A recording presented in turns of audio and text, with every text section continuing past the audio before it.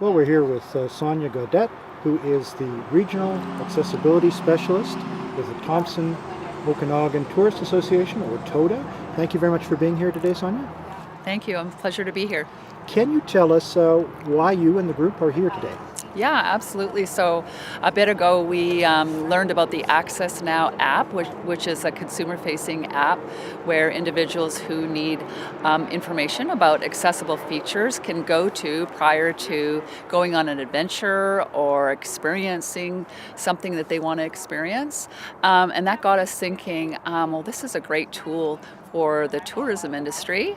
And then together with the Spinal Cord Injury BC Access BC tool that has been in the making for quite some time, we together decided we would start going into the different communities within the TOTA region and using both of these tools to document the accessible features and get some information out there eventually for the consumers who want to visit these regions. Okay, so Valemount is kind of a pilot project for you then.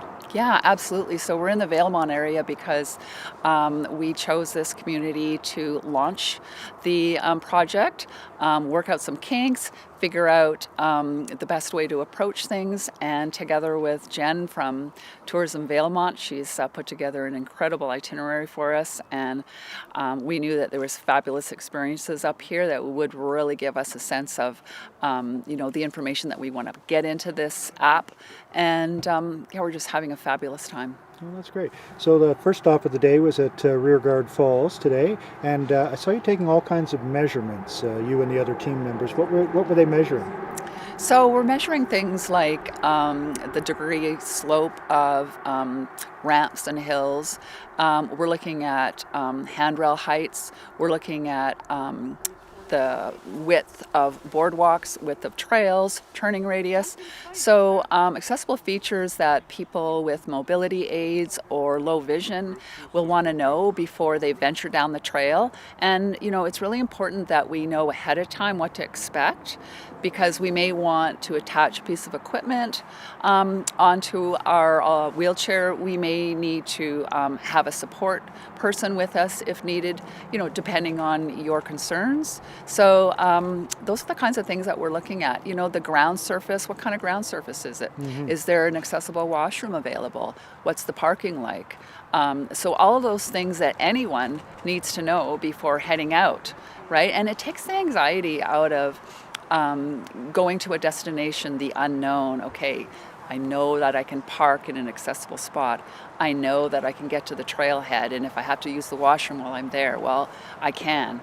So really important features that anybody needs to know when traveling. And I mean, we all want to experience these amazing experiences. Absolutely. I noticed that Parks Canada was representative from Parks Canada were there. BC Parks, Elliot Ingalls, the area supervisor for Mount Robson, was there. Why were they there?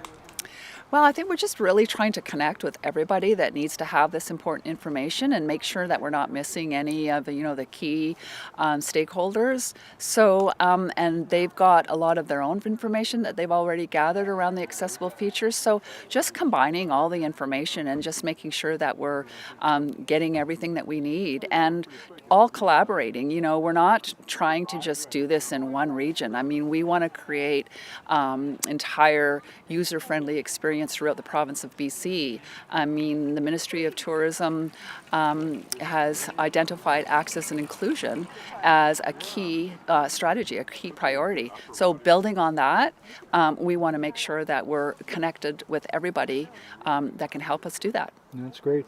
And so can you talk a little bit more about the app that you're gathering the information for? So you will be eventually doing all the tourism activities and businesses in the area, so you can put them in this app. When will it be available for people? Do you have a timeline? Yeah, so the app is available now, so it's is. live. So it's an app that was designed by a young lady in Toronto, Mayan Zev. And so it is available now, but we want to make sure that we get the correct information into it. So although we could start posting right away, and some experiences we have started, we want to make sure that when we do, because we're doing it as a team, that we're getting in the right information and we're posting it in the right descriptive way, that it's as helpful as possible. And this app also allows for a lot of pictures too, so pictures are really helpful. So when our team is posting, it'll go in as our team username, knowing that if there's a post with our specific team name, that someone on our team has made that post, knowing that we're all aligned in how we want to make that post. Right. Yeah. So valuable information such as when you went to Rearguard Falls this morning, that very steep hill at the beginning, going down and up. How did you find that, and what would you say, I mean, what would your comments be to people that would be reading that on the app?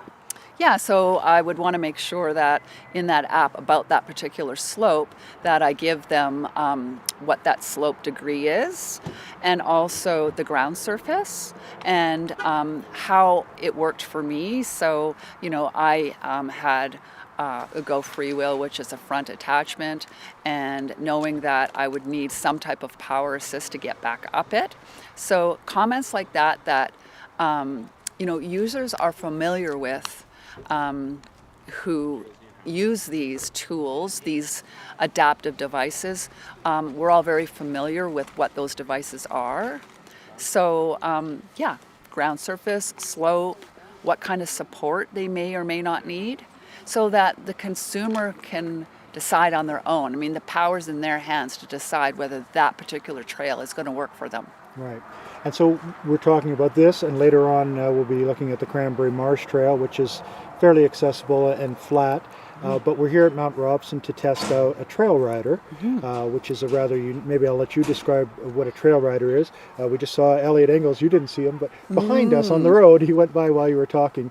Can you describe, I guess, first of all, what a trail rider is and who would use it? Sure. So a trail rider is a piece of equipment that has two wheels, one up front, one behind. So very much like maybe a wheelbarrow, say, for a person. And you need assistance, someone at the front. So a couple of Sherpas, one person at the front and one person at the back. And an individual who may not be able to access the terrain that you want to access. So, really narrow trails, steep terrain, rough terrain. Perhaps an individual who has no use of their arms, has limited mobility or weak ambulatory, an elderly person who just wants to sit back and enjoy the experience and doesn't have the ability to exert the energy. So they get into the trail rider. It's a really comfortable seating position. You're all strapped in, however you need to be strapped in. I mean, the person themselves, can really direct how they need to be situated in and strapped in. And then you just go along for the ride. And I've been in it several times, and it's a fabulous experience. It really is. You're getting to places that even in my wheelchair with lots of the adaptive equipment that I have, there's still trails I can't get to, absolutely. Yeah. And so knowing that I still have that ability with the use of the trail rider and a couple of friends or an organization that, is experienced in taking people out on that piece of equipment. It's not as... So how was it? Is that your first time in a trail rider? This is my very first time in a trail rider, and it's unbelievable how much you can get out and feel what it's like to be out in nature with other people that, you're putting your whole support into these two people that are holding you, and you have to have that, that they're going to do the job, and it's just very, Is it It's liberating? absolutely so liberating Is it that you can get out and do these kind of things. something you'd like to try? Oh, absolutely. Absolutely. I would like to go up into the mountains and fly. Thank you very much. Well, thank you very much for coming and doing this. We sure appreciate it, and we hope that the information is valuable to people and allows people to get out there and explore all the trails we have, plus all the trails that are in the TOTA region as well. Yeah, well, thank you for having us. And Valemount has just put so much passion and interest into this initiative, and so we're super happy about that. Thank you very much.